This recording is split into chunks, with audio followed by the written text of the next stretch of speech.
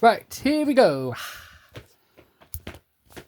Here's another Little People Big Dreams book for you about William Shakespeare, the famous poet and playwright in his own right.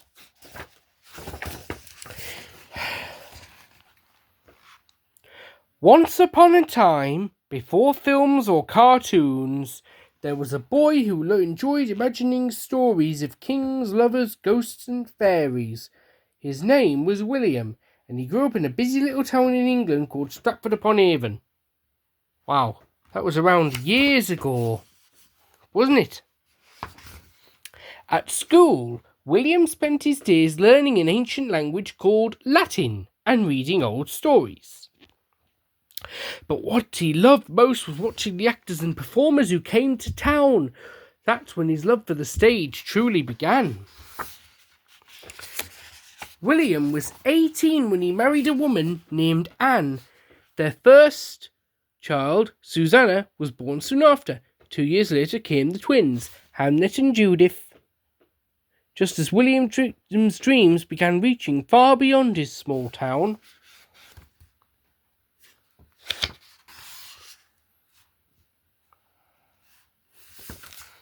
hoping to start acting or even better writing, William moved to London. He could hardly imagine that he would become a successful actor and be celebrated as the writer of a famous play called Henry VI.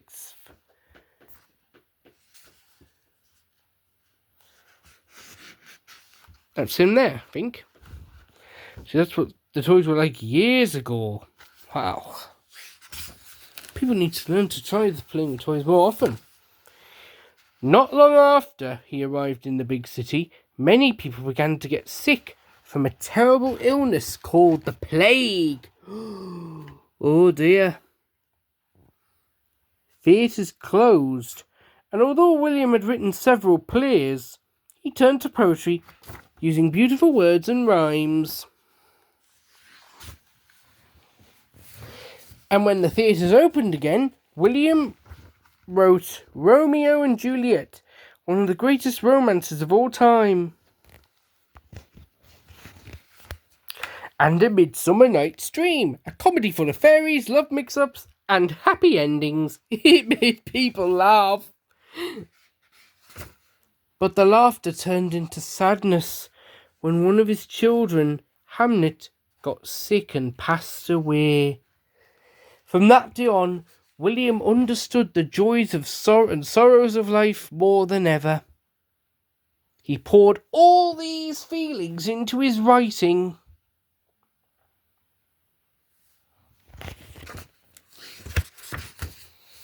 Many believe William wrote Hamlet, one of his most famous works, while thinking of his son. In this story, a sad prince don't know what to do with all the pain in his heart. He asks a big question about life. To be or not to be? That is a famous quote from it. To be or not to be? That is a silly question, you know. The story was performed at London's Globe, a big, round theatre with no roof that William had helped build, and everyone, from the noisy fans at the front to the noble guests in the balconies, fell silent during the sad scene.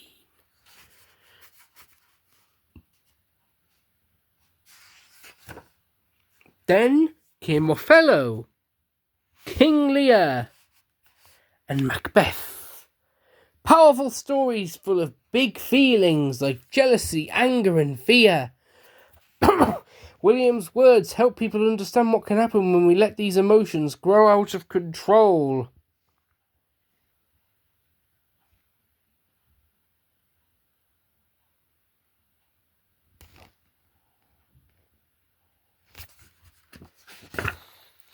Whether funny, sad, brave or confused, his characters felt so real that they stuck in people's minds. William used rich rhythms and clever words in his stories. He even made up phrases we still use today, like in a pickle or a heart of gold.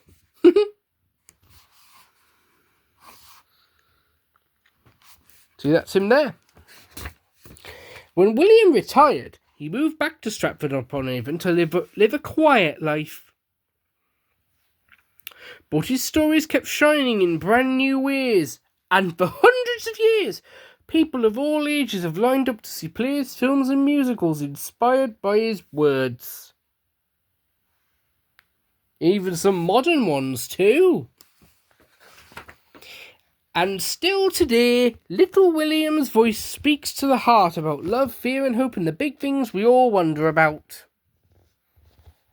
That's why he's remembered as one of the greatest storytellers that the world has ever known.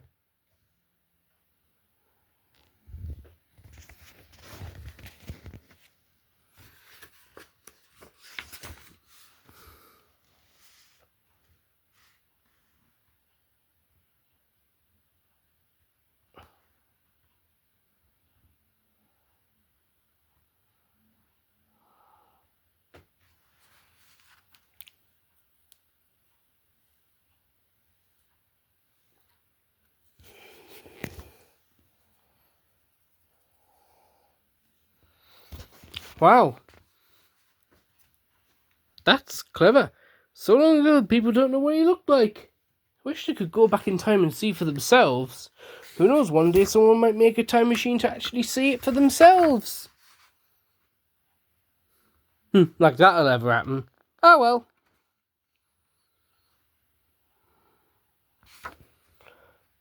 Flick, flick, flick. Right. Now I hope you enjoyed this book. And soon there'll be many more to come. This video was done on Easter Sunday this year. Remember to like, subscribe, and comment on this vid. Laters!